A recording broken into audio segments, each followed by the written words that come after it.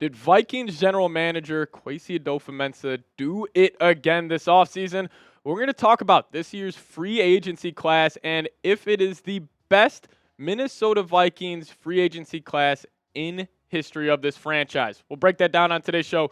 But first off, if you guys trust Cam as the GM of your favorite football team, yes, like the video. Show him some support. Hit that thumbs up icon. But if not, comment why down below. I'm assuming most of these comments will be about his drafts, as I think he's been great in the trade market, great in free agency, great picking up UDFAs, but his drafts have definitely had some stinkers in there. So you guys let me know your thoughts on the Vikings GM.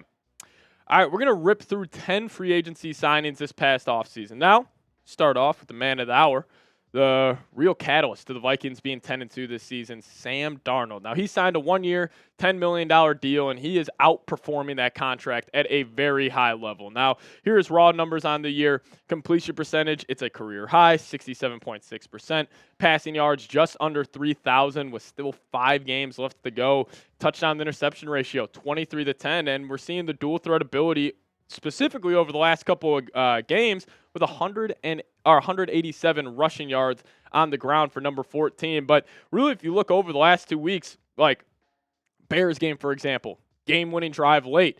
Cardinals game, he had to have 2 game-winning drives to go get that win. He has been clutch. He's got a big arm. He moves well inside and outside of the pocket, and even the advanced stats show him some love. Big time throw percentage according to PFF, 6.4% of the time. That is 25 total big time throws. Turnover worthy play percentage, now this number was floating around 6% a couple of weeks ago, but he has limited the turnovers, and now it's only 18 turnover worthy plays, and then adjusted completion percentage sitting at 78.5. So obviously best free agent signing this offseason has to go to the quarterback, Sam Darnold. Now, number 2 for me, even though it's the biggest deal they gave out, and I would honestly say this was a steal for the Minnesota Vikings. How about Jonathan Greenard being signed for a 4-year, $76 million deal? Now, his numbers on this season are unbelievable. Top 5 in sacks in the league. He's actually only a sack and a half off from Trey Hendrickson of the Cincinnati Bengals for that league lead in that. But 41 tackles.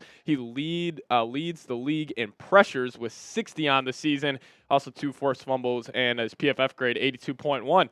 Now, where Patrick was wrong, this guy right here, and it's not like I hated this signing whatsoever, but I was a little skeptical about the Vikings losing Danielle Hunter. You're really only blue chipper defensively, and I have been saying all year, the Vikings don't have a blue chipper on defense. I was wrong. I'm an idiot. Number 58 is just that. He is a blue chipper. He is a top 5, top 6, top 7 edge rusher in the National Football League. So me, right here, Patrick Siepman, I was completely wrong about Jonathan Greenard saying he's not a blue chipper. He has just been absolutely awesome for this football team this season. Now, his running mate, the other edge rusher, Andrew Van Ginkel, signed him to a 2-year, $20 million deal. I will say this, the Vikings should try to extend this man ASAP. And shout out to producer Tex for these stats, man. Tex actually told me before the show, he was like, these stats are incredible. Never seen anything like it. And I agree with him, man. I mean, he's leading the league in TFLs this year with 15. He's got 59 tackles. He's got 4 PBUs as an edge rusher, 1 forced fumble, 9 sacks as well, which is a career high. And the best part is 2 pick sixes. I think he's one of 3 players. I believe the stat is right. One of 3 players with 8+ sacks. And 2+ touchdowns defensively there. So that, again, just speaks to how, great he is. And, I was very big on the signing before the year. Number one reason, he's a perfect scheme fit with Flores. He was already familiar with him dating back to his days with the Miami Dolphins. But, we talk about the buzzword with Brian Flores. You got to be versatile. You got to be able to play in different spots. And this guy is the definition of that. When the Vikings are running their typical mug look, 7, 8 guys lined up on the line of scrimmage, and he's standing there looking at the quarterback, you really have no idea if he's coming or he's going. And he even fooled Aaron Rodgers, actually in this play that we're showing right now. He dropped back, was able to get a pick 6, took it to the house. So Andrew Van Ginkel, shout out to you, 43. And number 33, Aaron Jones, signed him to a 1-year, $7 million deal. Now, listen, I understand the fumbling issues are probably leaving Vikings fans feeling differently about Aaron Jones as it stands right now. But, guys, he has been really, really good for this football team. And plus, the last 2 years before this, the Vikings had the worst rushing offense in the entire National Football League. And now they're kind of floating around the middle of the pack, and I think a big reason for that is because of Aaron Jones, ranking 12th in carries, 12th in yards, 30th in rushing touchdowns this season. The Vikings, in general, have always struggled to run the football at the goal line under KOC, but yards per carry, 4.5, 19th in the league. Hey, he has just been, good for the Vikings. Not great, not bad, but just good. And we can kick it to the last guy on this list, Stephon Gilmore. Even though he is dealing with that hamstring injury, really want to show him some love. 1 year, $7 million deal. And, just look at the five you see right now. Sam Darnold playing like a top 10 quarterback. Greenard playing like a top 5 edge rusher. Same with Andrew Van Ginkel. And then you add on the Aaron Jones, Stephon Gilmore, kind of the icing on the cake. Like literally just these five right here have been awesome, but more specifically on Gilmore. PFF shakes him out as this overall grade 66.6, coverage grade 62.7, PBUs 7, picks 1, penalties are at just 3. Now, there is no doubt the Vikings, they're going to have to make a move at the cornerback position this offseason. You're losing Stephon Gilmore, you're losing Byron Murphy, you're losing Shaq Griffin, and that leaves you with 0 corners on this team heading in the next season. But the one thing about Gilmore, and I am pretty confident about this take, is where he's at in his NFL career. He's not the same guy that was winning depoys in New England. Where he's at right now, he can dominate mediocre to bad receivers, but when he gets matched up, like, for example, Puka Nacua killed him, Amon-Ra St. Brown killed him. When he's matched up with those great receivers, he definitely takes a step back. But, Gilmore, he's been great. But this offseason for the Vikings is going to be one of the most interesting ones in franchise history. And I told you guys, I am not going to ask this question until the offseason. Well, it's my show. I can make the rules. So I'm going to ask you guys right now. With Sam Darnold playing his tail off this season, pick a quarterback for me. I cannot wait to see the answers on this. Give me a 14 for Sam Darnold, or give me a 9 for J.J. McCarthy. Next year, who do you want starting week 1? Let me know your thoughts down below.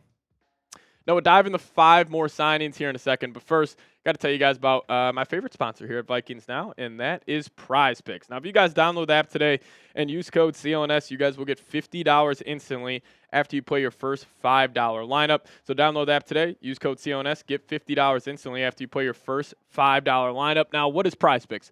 Prize Picks is the best place to get real money sports action with over 10 million members and billions of dollars in awarded winnings. Prize Picks has made daily fantasy sports accessible to all. All you do is you pick more or less on at least 2 players for a shot to win up to 100 times your cash. Run your game all season long on Prize Picks. Now, even if it's a bad Timberwolves game, a bad Wild game, if you guys just want to increase your viewing experience, Prize Picks is a great way to do so, especially nowadays. Basketball, a lot of these games are blowouts. They get out of hand late, but if you're still following your Prize Picks lineup, it just makes the whole thing a whole lot more enjoyable. So download the app today. Use code CLNS, get $50 instantly after you play your first $5 lineup. Download the app today. Use code CLNS, get $50 instantly after you play your first $5 lineup. A massive shout out to Prize Picks for sponsoring today's show. Prize Picks, run your game. All right, another great defensive addition for this Vikings team this offseason, Blake Cashman. Now, fun fact, the Vikings record with Blake Cashman in the lineup, a perfect 10-0 this season. And it gets me to this take. I think Blake Cashman is the most underrated linebacker in the whole National Football League. Now, I understand, like the Fred Warners, the Roquan Smiths, they're going to get all the national media love, and I think a lot of that has to do with just market, playing for the Niners, playing for the Ravens, but we have seen firsthand that this defense takes a serious step back without him in the lineup because it's just a trickle-down effect. If he's not there, that causes Ivan Pace to wear the green dot. And when Ivan Pace is wearing the green dot, he can't play as free as he would like when Blake Cashman is in the lineup. But talk about versatility. This guy, same with Van Ginkel, is the definition of that. Also, I spoke wrong. It's actually 9-0 with Cashman in the lineup. Not 10-0, but still undefeated with number 51 playing. And on the year, 43 tackles, 14 pressures as a linebacker, 3 sacks. We know Brian Flores loves to use him off the edge. Just in certain, nickel packages. And overall grade, 76.2. That's a 12th highest graded linebacker in the entire NFL. And coverage grade, where he really makes his money, 72.7 overall grade. So Cashman, he's from Minnesota, went to Minnesota University and played with the Golden Gophers, and now he's playing his tail off with his hometown team, the Minnesota Vikings. Now, we got 4 more here, and these are very, minuscule signings. These aren't like the needle movers like the 6 we showed before. But how about Shaq Griffin? Now, he ended the game against the Cardinals this past week.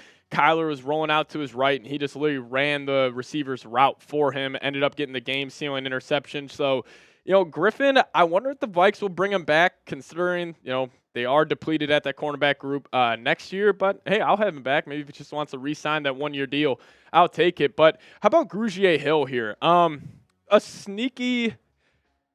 I call this a sneaky spot start guy. I think that's how I want to say it. But, when Ivan Pace did go down for a couple games this year, he stepped in and he played his tail off. He had that awesome interception against the Green Bay Packers where he peeled off his route, picked off Jordan Love, and he's just a great rotational guy. And, I think that speaks to how next level Kwesi is thinking. Because he saw, hey, Cashman, Ivan Pace, we really don't have a lot of depth behind those guys. So let's go get a veteran. Let's go get Grugier Hill. And then we saw it. When he needs to step in, he can play some good football. But, probably the biggest talker on this Vikings team, Jod Ward. This dude cracks me up every time I watch this team every Sunday. He is just constantly barking at the fans. He's constantly barking at the other team. And I love it, man. He plays with swagger. He plays with an intensity. And even though he's only in there for about 10, 12 snaps a game, mainly on pass rushing downs, he has truly been awesome for this team. And then another defensive lineman, Jerry Tillery. They kind of took a chance on him as he was a former first-round pick. But again, this was just a depth signing. Love seeing him getting in there. He's made splash plays here and there throughout this football team. But, man, we just gave you guys 10 free agent signings for this football team. You just think about it overall. They had $60 million in dead cap heading into this year. And you were still able to make all 10 of these signings. Like, it is truly unbelievable what they're doing. $60 million in dead cap. A bridge quarterback. You lost J.J. McCarthy. You lost Christian Darrisaw. Mekhi Blackman. Obviously, what happened to Kyrie Jackson. All of that. And you are still 10-2. And you got a chance.